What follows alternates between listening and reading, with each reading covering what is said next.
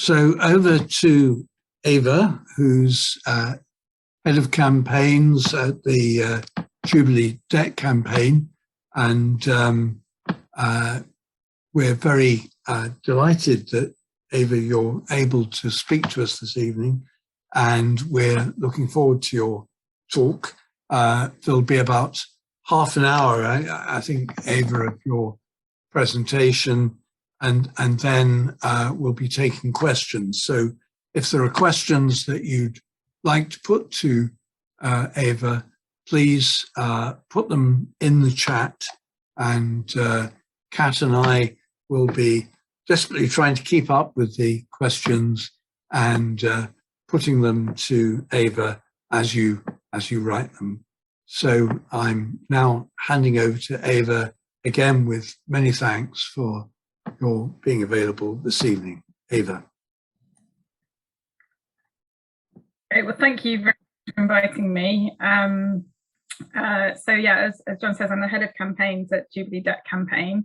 And I'm just gonna, to kind of give you the shape of the talk. So I'm gonna talk a little bit about sort of Jubilee Debt Campaign and what we do, and then about our kind of main Global South developing country campaigns, the link with that to the climate crisis, as I think that's probably an area that lots of people are interested in, and then also I'm going to talk briefly about kind of household debt and what's happening in the UK now. So and yeah, feel free. I don't know if questions pop up, if it's easier for me to answer as I go, but yeah, feel free to ask me anything. So keeping it to the subject of debt would be good. Okay, I'm gonna try and just share my screen now.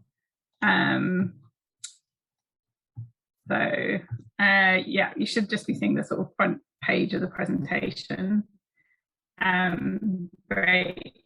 So I'm guessing that some of you probably know Jubilee Debt Campaign. So we have been about since about 1996, and we kind of grew out of the Jubilee 2000 movement for debt cancellation, that kind of led to a cancellation of around $130 billion worth of debt in the kind of 2000s, but I'll talk a little bit more about that in a sec.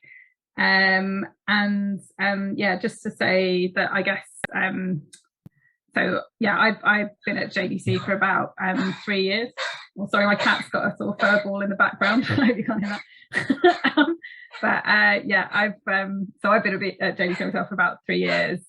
Before that, I worked at ActionAid. I also worked at Shelter for a little bit. So I've done sort of tax justice campaigning, campaigning on housing, but broadly kind of different sort of economic justice issues.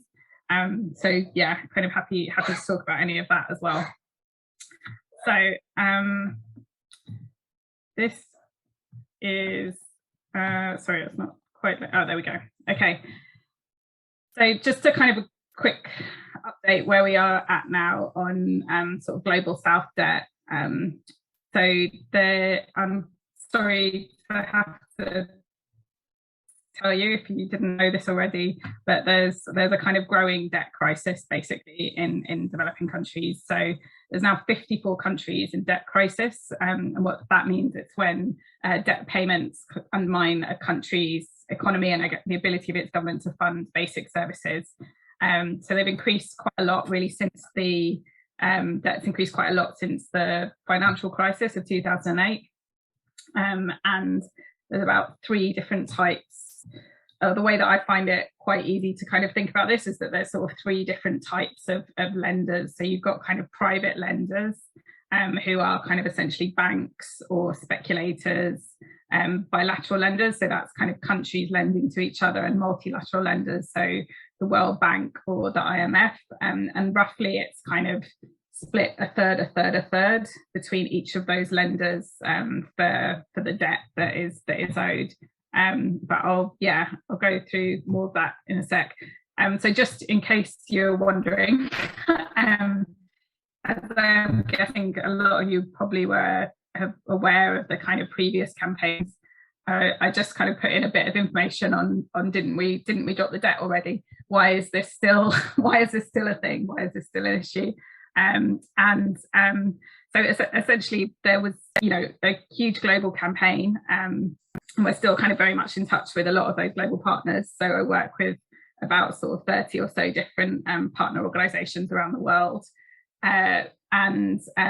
We managed to get about $130 billion worth of debt cancellation, which was a significant amount. And that was sort of between 2000 and 2015, but I'm guessing that a lot of people remember the Make Poverty History campaign, which was in 2005, or kind of had a high point in 2005.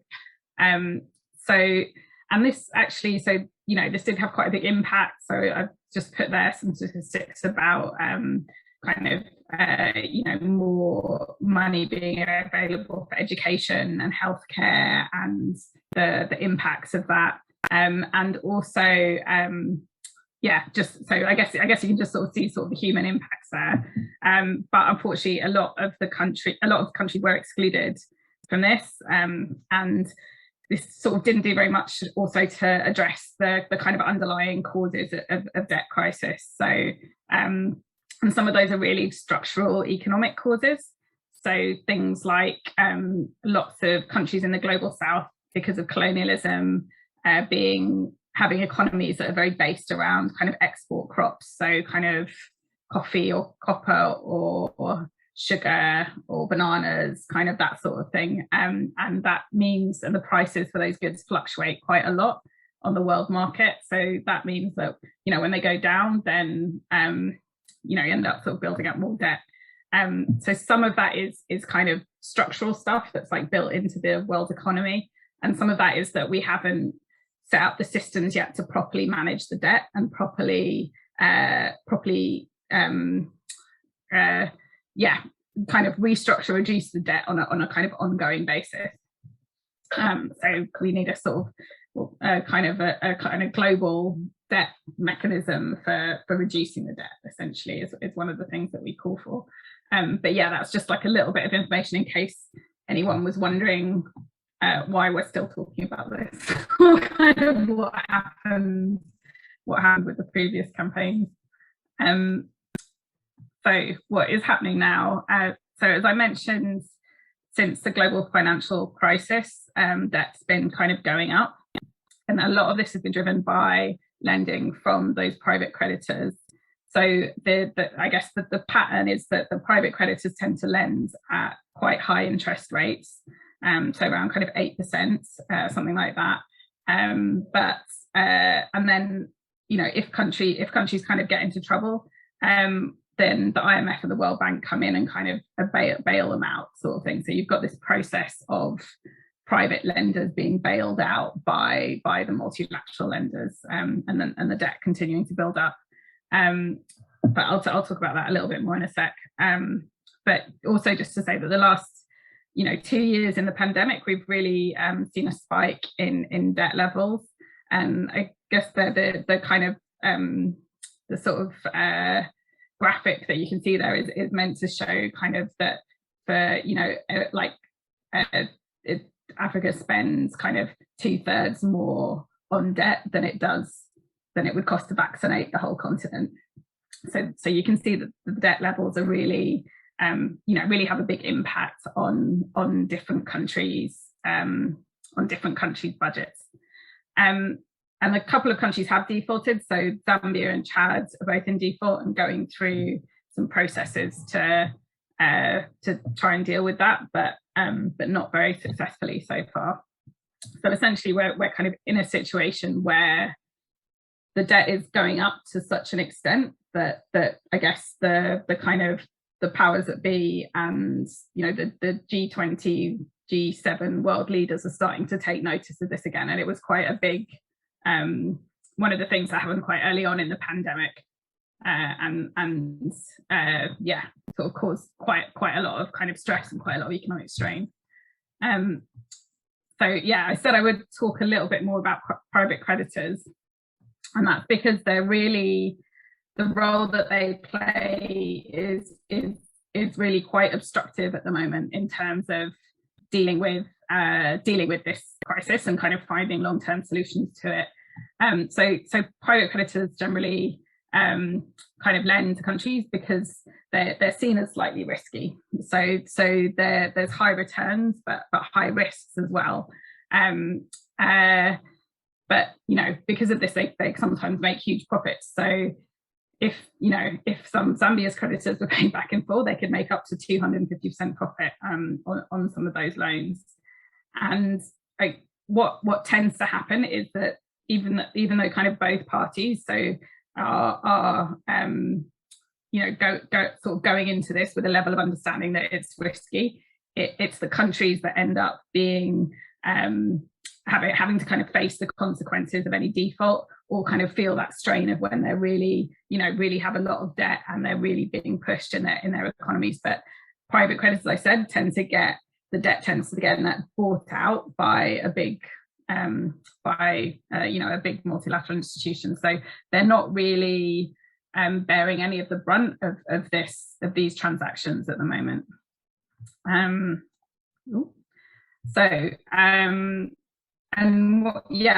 thing to note is, so this is David Malpass, who is the president of the World Bank, and as you can see, it's unusual that we're saying the same thing basically. So he's saying that it's that a lot of the private lenders have sort of looked at the crisis and said, okay, let's try and get as many payments as possible in this situation. And he and other kind of international kind of leaders have called on the banks to step up and to kind of play their part in debt cancellation.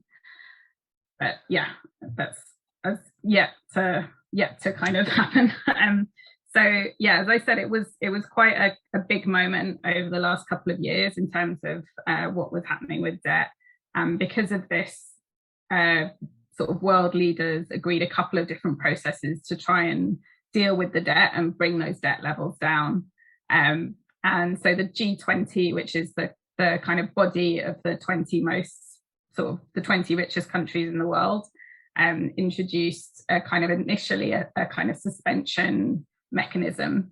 So countries could apply to this mechanism and get their debt suspended. And this was kind of over sort of 6-month periods, and this was at the height of the pandemic. So in sort of 2020 into kind of 2021. But they realized that basically this wasn't going to be enough, because if you keep suspending the debt, then it's just going to build up. So because of that, they introduced a new initiative, which is called the Common Framework. This was meant to provide kind of more mechanisms for countries to be able to kind of write down their debts, which are building up and becoming unpayable. But what has happened a couple of times is that some of the debt between countries, so some of that bilateral debt between countries has been written off, or some of the multilateral debt has been written off, but the private debt has not been written off. So none of the private creditors have really moved on writing down any of their debt. And because of that, it means that other actors, the multilaterals or other countries are less keen to write down that debt as well, because why should they do it if the private creditors aren't doing anything at all? So it's become a little bit, not a stalemate exactly, but it's kind of this intractableness of the kind of banks and the hedge funds have meant that it's they're kind of stopping these processes moving forward. And as I mentioned, kind of Chad and Zambia are currently sort of moving through that process. And this is just, I guess, the picture is of some campaigning at the G7 meeting, last year, which was in Cornwall, which is why it's on the beach.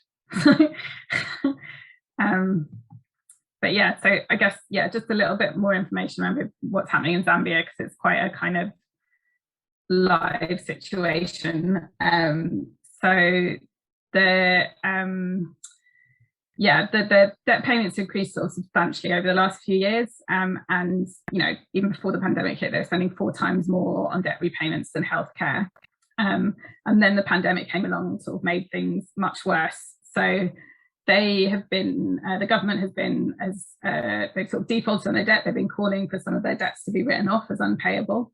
And you can see a quote from the sort of, Father Alex Meabi, who's the chairperson of the Zambian Civil Society Debt Alliance, and, you know, spelling out why,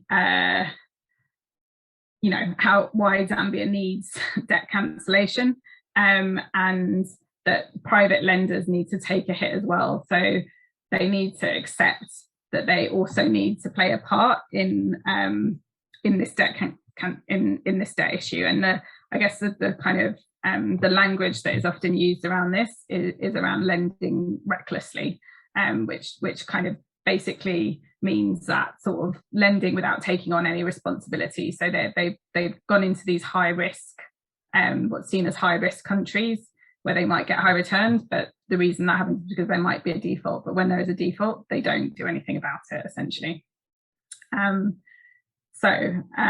That's, just a little bit more information on Zambia. And I mention that because Zambia is now going into negotiations with its private creditors. So we just this week actually launched a campaign calling on BlackRock, who are a big kind of investment bank, to cancel Zambia's debt.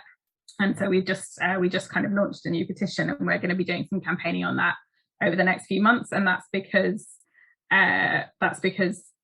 Zambia is negotiating with BlackRock currently, basically. So we're working with our partners in Zambia, and we're working to try and build that pressure on BlackRock, and see where we get to. And I've just got the next slide is if I can get to it, is a slightly it's a very bright graphic on that campaign, but I can share a link to the petition and everything afterwards. So that was a summary of kind of, I guess, the overall Global South campaigning and where we're at.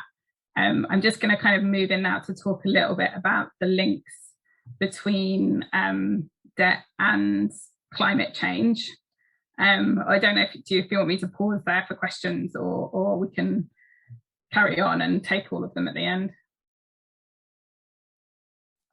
Let's take them at the end, Eva. Again, if you have any questions that you want to put to Eva, put them in chat, and then we'll deal with them at the end. Mm-hmm. Okay, great. I'll carry on. The climate crisis and the debt crisis.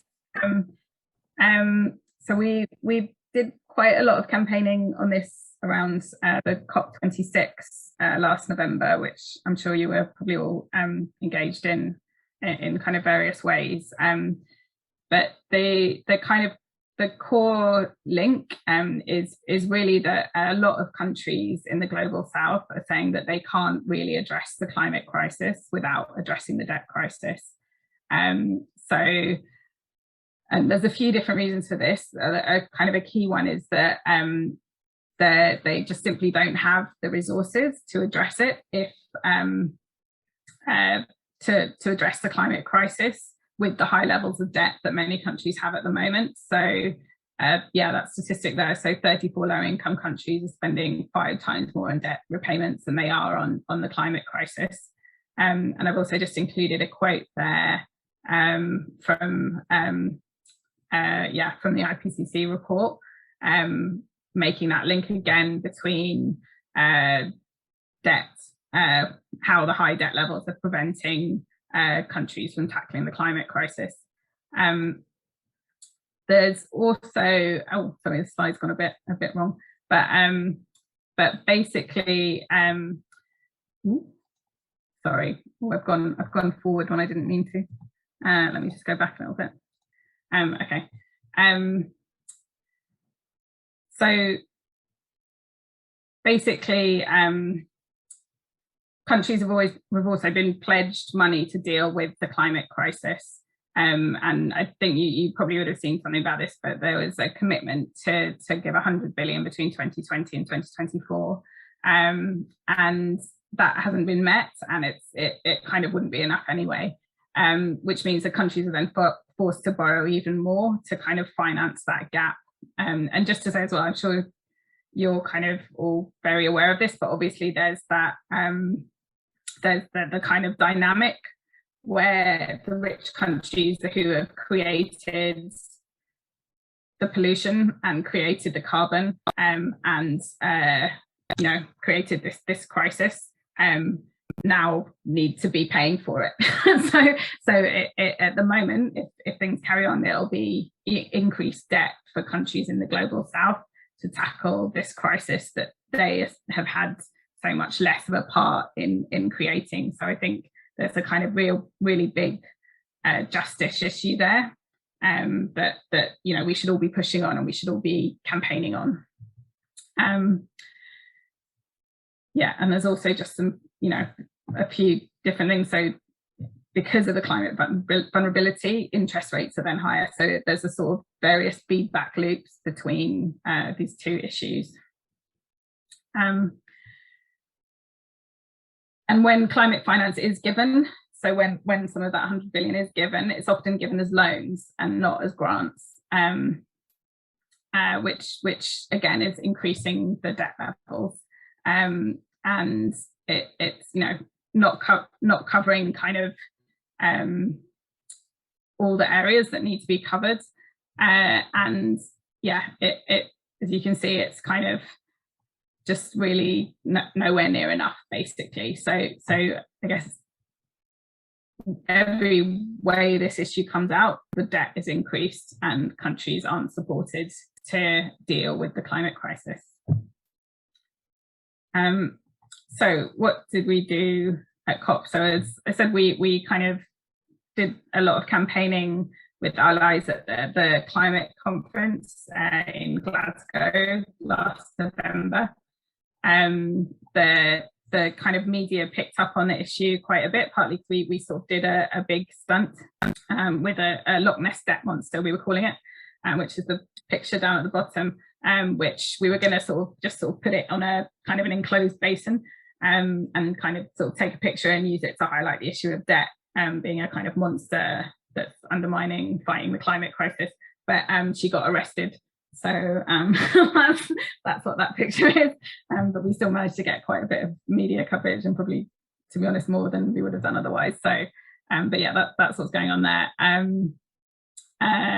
And we actually got a mention of debt in the final agreement, which is something that hasn't really happened for a while, and was kind of progress. So I guess there's you know, a bit of progress around this core issue for global south countries being pushed onto the agenda and coming through on the agenda a little bit, so there was some progress, but I think we need to do quite a lot more, and we're sort of looking and planning towards COP27 now. So yeah, as I said, this is what do we need to kind of solve some of this stuff. So we need to both deal with some of those earlier processes that I was talking about, so the G20 processes and debt release initiatives. They need to work. So that's the way in which debt is going to be cancelled, and for them to work, some of the private lenders have to move, which is why we're having this focus on BlackRock and Zambia at the moment. But also, particularly with regards to the climate crisis, which countries need to provide climate crisis. They need to give it as grants, and it needs to go across the different areas where it's needed, and it needs to be seen as a key part of the process. So as with kind of all these things, the countries with, you know, it's the countries with more power that set the agenda in these spaces. And so these issues aren't being heard as much because it's the global south countries that it's the priority for, and that they're really pushing on it. But you know, one thing we can do is amplify those voices and campaign together with people. But yeah, but there are solutions. There are positives. I don't want it to be completely completely down throughout the whole thing. But yeah, that's a kind of overview of some of the links between debt and climate. And I'm just going to move on now to talking about household debt. And just to say briefly that I guess Jubilee Debt Campaign has for most of our history kind of focused on kind of international debt issues, but recently, or in the last sort of 5 years or so, or maybe a little bit longer, I think there was a recognition that kind of personal debt levels in the UK were growing so much that it was something that we really had to address. So our kind of mission is to, you know, address and deal with the poverty and inequality caused by unjust debt. And we thought that was, you know, that for that reason we needed to start working in the area of household debt as well. And I know that these things are brought together in some of the Join Enough materials and booklets that you have, which are kind of already great and bring some of these issues together. But that's, I guess, just a little bit of the background as to why we started working on it. So just a little bit on UK household debt now. So there was, yeah, again, sort of growing levels of household debt, and that was really about a combination of a couple of things. So essentially people not being paid enough, so kind of low wages or precarious work, meaning that more people were having to borrow to kind of make ends meet, and also obviously a kind of inadequate social safety net as well. But I guess there was a process of this kind of creeping levels of debt going up, and then in the pandemic it really shot up again. So there's just one statistic in there, which I think is probably even higher now, that nearly 9 million people have had to borrow more because of the pandemic.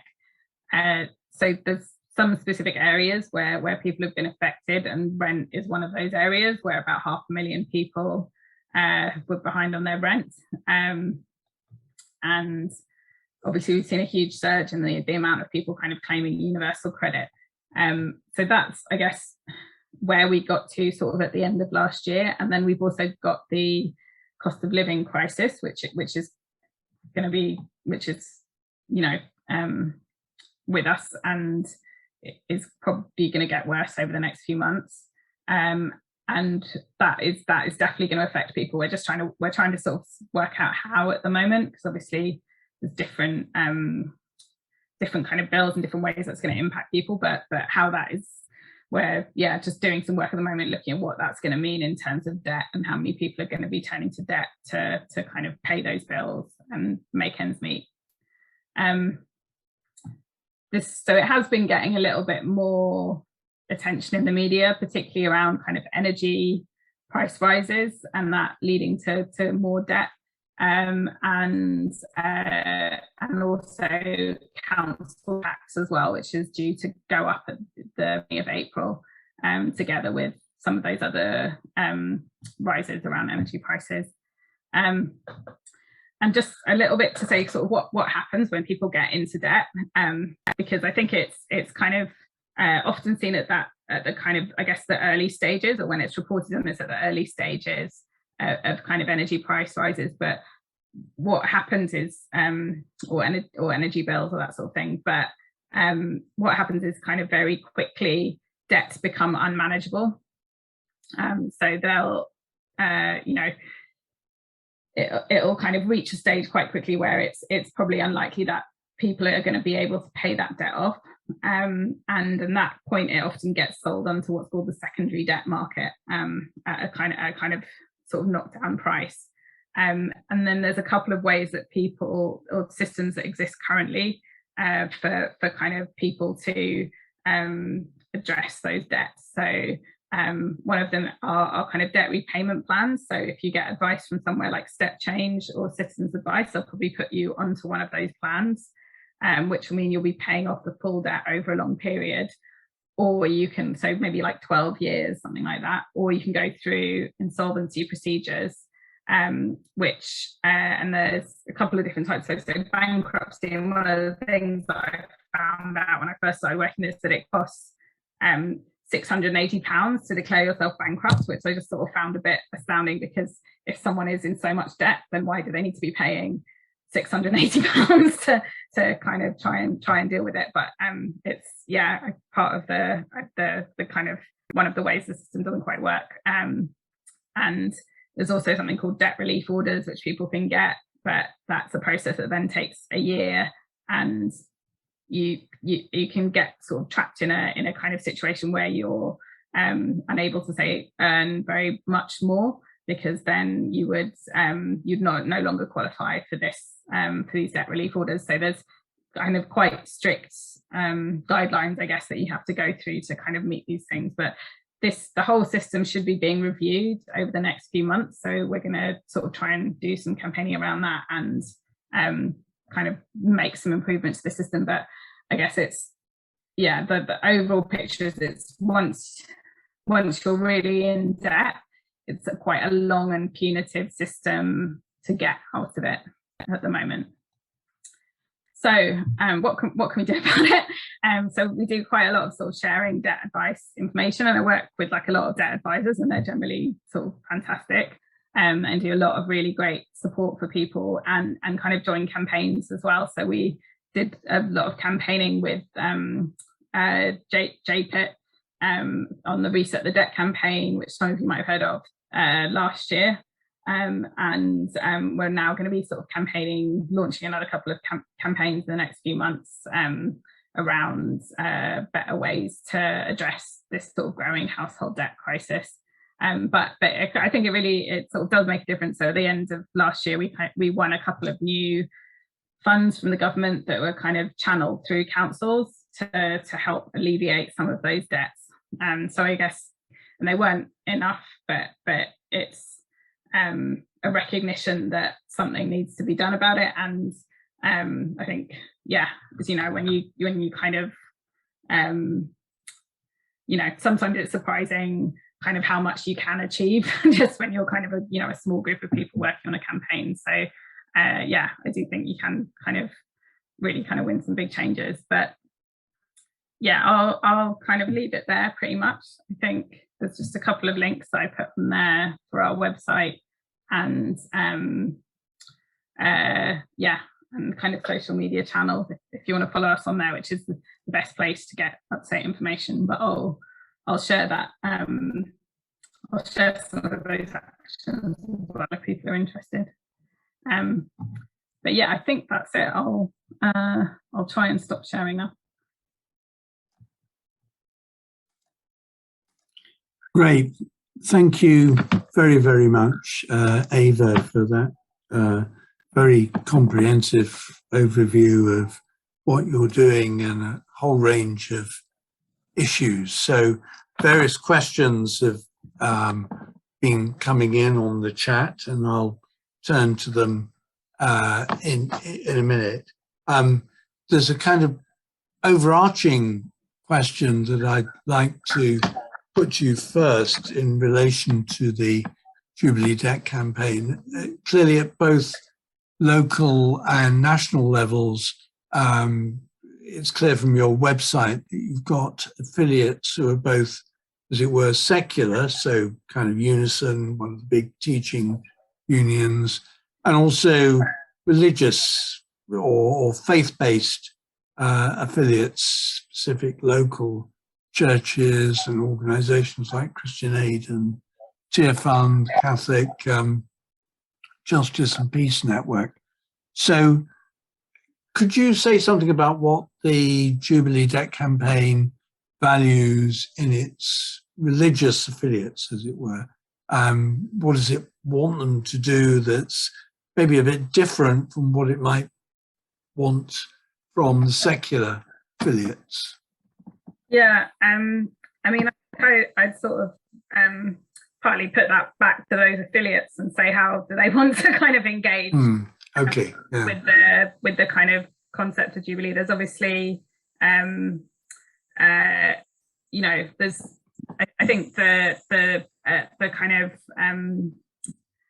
earlier campaigns were kind of very, very embedded in that, obviously kind of in that concept of Jubilee, and that being kind of part of the message and part of the I guess part of the process of kind of reflection around these issues as well. And that I think still stays, but you know, there's a kind of like a wealth of different ways that you know, people can get involved through churches or through other kind of faith organizations as well. So then yeah, our Birmingham group do a kind of a lot of different kind of interfaith work also. So I think that it varies, I guess. I know that's not a kind of particularly comprehensive answer, but it's kind of where people want to go with it and where people want to take it. And I think one of the things with in a faith context is that, I guess, that reflection around the kind of issues and their link to faith. Yeah, and tell us about some of the things that, you know, specific local faith-based groups have done in support of all the issues that you're campaigning for. Yeah, again, like a big range of stuff. So I think sort of putting on events. So there's going to be an event up in Manchester in a week or so's time that is with kind of some Methodist partners, and that's going to be themed around household debt. And they decided to kind of partly bring in some organisations to sort of give on the spot advice if people want that, but also there's going to be some film showings and talks and that sort of thing. But I guess that's kind of been organised largely through that kind of network and sort of through that network. But also, you know, I think you know, just sort of talking and reflecting about these issues, and then also obviously kind of sharing the materials and sharing the kind of the calls to action, really. Yeah. We've got some specific questions about some of what you were saying earlier, particularly about debt and climate crisis in relation to developing countries. I'm going to merge what Rob and David were asking about. Rob asks, can countries like Zambia choose to borrow from multilateral lenders rather than private banks or private lenders? Because surely they get better terms from multilateral lenders. And an allied question from David: do you believe in any new lending to African countries? Yeah. So I think it's a kind of a tricky situation, because I guess the reason that countries borrow money is partly because you know, that's their form of financing. That's sort of where they can get money from. So that it kind of comes back to those to that broader question around the kind of setup for kind of the global economy and other ways to bring more finances in. So stopping tax dodging, for example, which I think is maybe something that's come into some of your materials and thinking as well. So I guess it's sort of slightly less a case of kind of believing in the lending and to more that, you know, currently it's just sort of how it works and you can try and make that less abusive and also look for longer term solutions. And to be completely honest, I'm not 100% sure about why they kind of just don't go to multilaterals. I think it's partly because they're less keen to lend immediately, so they do tend to just sort of step in as these sort of lender of last resorts, or to kind of bail out once a crisis is emerging through the lending that's happened from private creditors. I can look into that one a little bit more. Right. Another question, actually, I had just kind of thinking about this issue. What's your view on the question of debt for climate swap? There have been various proposals made by economists for facilities to swap debt for climate initiatives. So is that something you're in favour of in your organisation? Yeah, we're not really in favour of it. Like I think there are some cases where it's kind of more positive and some cases where it's less so, but I think the kind of danger of it, and it ends up kind of funding projects that are not that great, but I think the danger of these things is that they're almost sort of become seen as these sort of silver bullets, or this is the way that you tackle this crisis, and it's sort of actually just kind of giving the funding that you've committed to is also a way to deal with this crisis. So they tend, I think, particularly in the climate conversations, I feel like these sort of silver bullets kind of come along, and that takes over a bit, whereas actually the focus should just be on the kind of the kind of more core asks. Yeah. There's a question from Mark Dick here. Are you doing any campaigning on reforming the ISDS, the Investor State Dispute Settlement system? ISDS corporate courts, he says, are grossly unfair to the global south. Yes, yeah, you're completely right. We're not specifically, but a kind of organisation we work with quite a lot called Global Justice Now are doing work around that. But yeah, we have obviously just sort of more of the debt focus. But I'd say we're kind of we're definitely in support of all of that. But there's sort of enough of us just to focus on debt, basically, is kind of where we're at. Yeah. We're very supportive of that campaign. There are various questions about the UK dimension, so we'll kind of just focus on that for one or two questions. Is anyone doing any research on the long-term impact of student loans? If you start out adult life in debt, does this affect your attitudes, how your approach to life? Yeah, I think there's probably some academics out there doing it. There's not a kind of big, in the UK, there's not a lot of campaigning around student loans. And I think we sort of tried to maybe start some a couple of years ago, but it was had trouble getting the NUS kind of on board, or they just weren't quite in a place where they wanted to start campaigning on it then.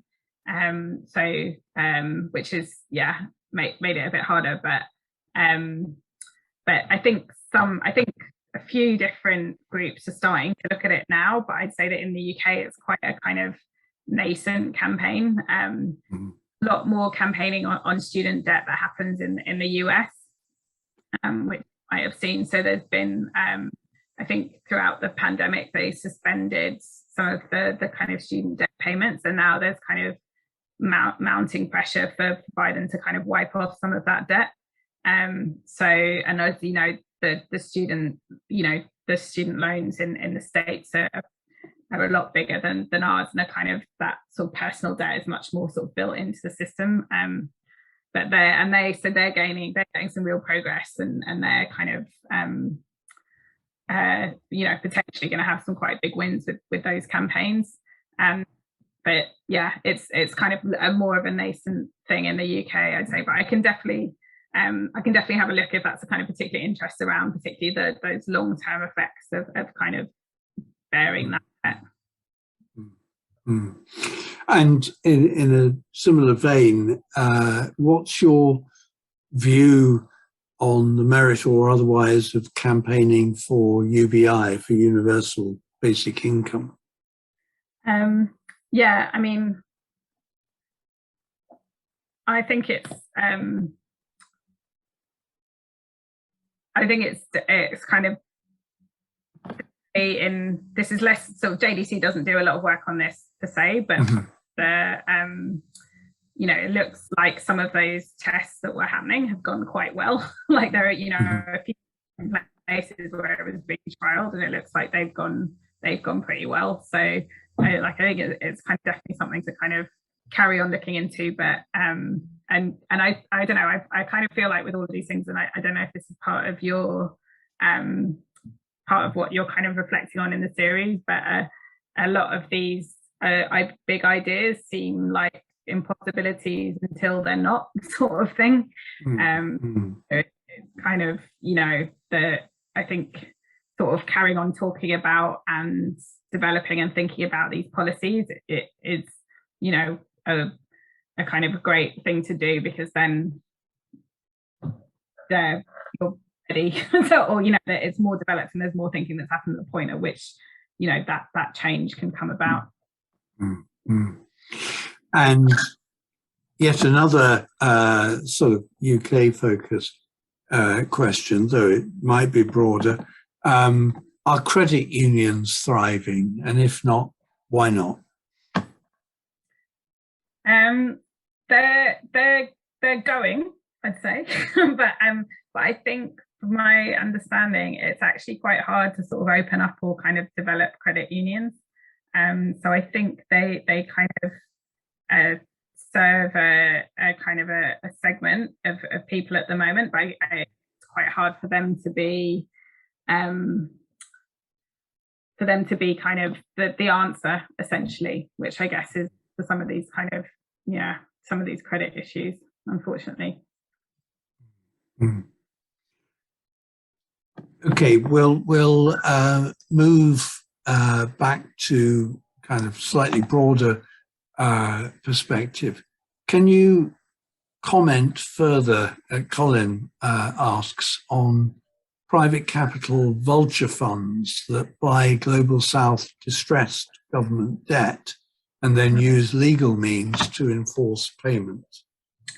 Yeah, so we did a bunch of campaigning on this a few years ago, and it's sort of exactly as you describe it. They kind of swoop in and buy the debt when it's in kind of quite a distressed state. And I guess we're maybe not seeing huge amounts of that at the moment, because we're sort of in this other dynamic where it's just the kind of main borrowing that is kind of caused issues. But the kind of one thing I did, and I maybe didn't mention in the kind of solution so much, is that we kind of campaigned for legislation and kind of won some legislation a while ago, but it needs sort of around that would prevent companies basically suing countries from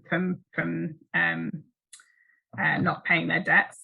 So, and that's sort of part of the solution to that issue of vulture funds, but to the kind of wider kind of issue of the private creditors as well. So that's something that we kind of, it would really help shift that dynamic, but it needs a bit more of that political will to kind of make it happen. And I guess the UK is in an interesting position, because actually a lot of these trades are done through they're kind of governed by UK courts, just as a kind of default of how the global financial system evolved.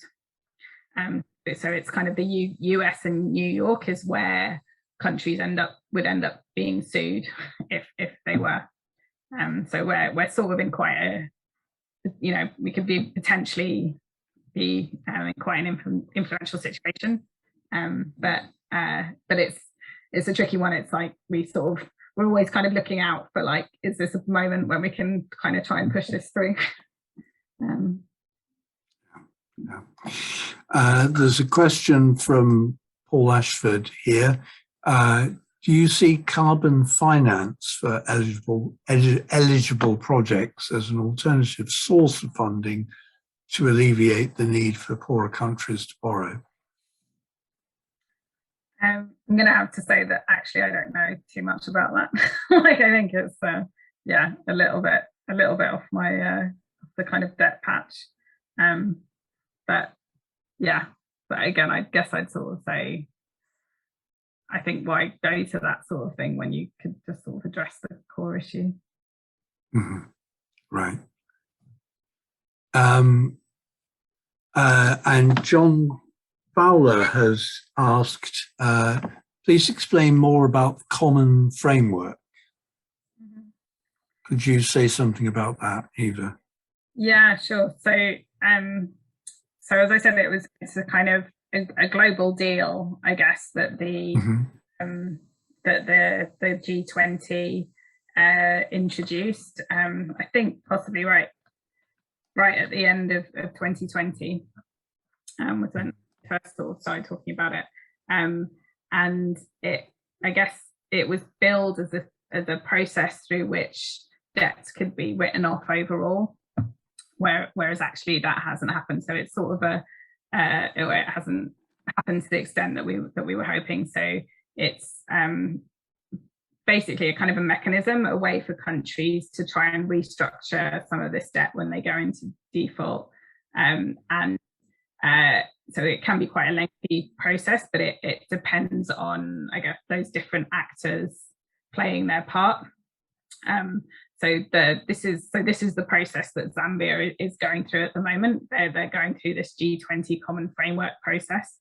But what is a blocker is the BlackRock, who own the bulk of their debt, actually being a part of the process. So they, one of the things, so kind of the G20 governments went as far as encouraging private lenders to be part of it, but haven't made them be part of it. So it's kind of that on the private lender side, it's still a kind of voluntary basis at the moment. But yeah, I hope that's something. It's essentially a sort of a big global mechanism for trying to deal with some of the debt. Right. Right. And here's a kind of more general question from Catherine Hogg. What gets you up in the morning to tackle global and national debt? Are there certain moments you look back on which give you hope for the future?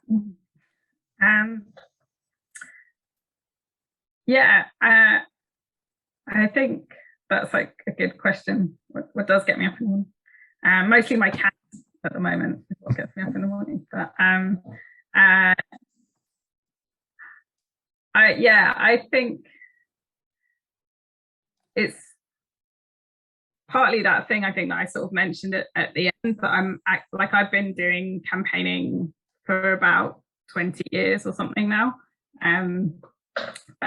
for kind of a good chunk of time, and I am sort of consistently still surprised by how much just to kind of essentially a small group of people who are kind of just get stuck into an issue and get stuck into a campaign, kind of how much you can achieve. I think it's that sort of Margaret Mead quote, which I maybe won't try and quote. So yeah, I might sort of butcher it a bit, but yeah, I never doubt that a small group of people can change the world for anything that ever does. And I guess I've sort of, just seen that kind of time and again at different kind of points in my career. Or in the campaigns that I've been involved in. So that win, that kind of 130 billion write-off, like we've sort of said, it's not enough, but that's kind of incredible. That's one of the biggest economic justice wins we've probably ever seen.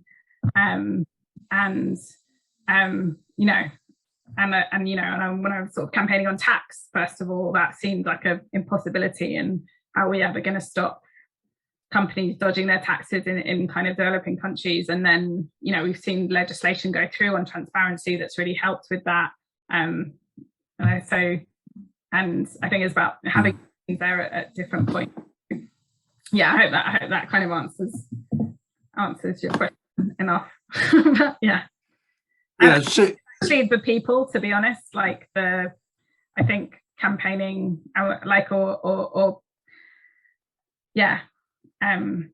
kind of working together with people around the world who want to achieve the same thing, basically.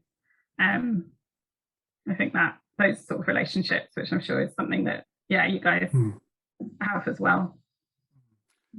Tell us a bit more about your kind of international connections and how it works and how you work with some of the other global campaigners in this area. Yeah, so there's a lot of Zoom calls at the moment, but there's essentially a kind of at least one or two key organisations in each continent that are working on debt. So there's an organisation called Asian People's Movement for Debt and Development that we work quite a lot with, who are based in the Philippines. There's AfroDads, who are based in kind of Southern Africa. A couple of different organisations in South America, and we I guess from our point of view, obviously we're campaigning in the north, so we tend to take our listen to the asks and what kind of our allies want around the world, and then see how we can use our influence in this space to try and bring that about. So, yeah, we'll do a lot of sort of analysis, looking at what our different governments are doing, and agreeing what it is we want to campaign for, and then trying to push and campaign for that in a kind of coordinated way. But yeah, I don't know if that gives enough of a picture. Yeah. No, that's very helpful. Are there any other questions that people want to pose to Eva? We're almost on the hour, which isn't kind of point at which we have to close, but are there any other burning issues that you want to put to Eva, either through chat or through even through releasing your mute and talking to her face to face?